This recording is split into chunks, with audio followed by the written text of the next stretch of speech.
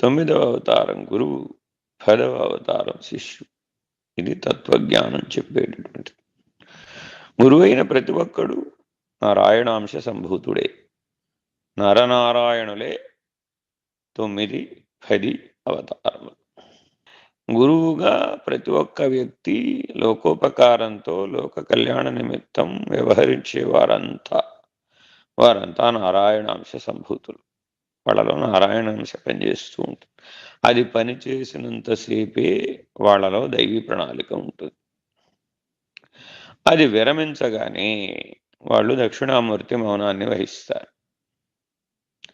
ఇంకా వాళ్ళ నుంచి లోక కళ్యాణం అనే ప్రణాళిక విరమిస్తుంది.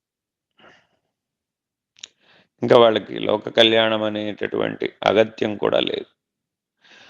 కాబట్టి అటు దక్షిణామూర్తి ఆది గురువే, ఇటు మహావిష్ణువు కూడా ఆది గురువే అనేటటువంటి దాంట్లో ఏం సందేహం లేదు.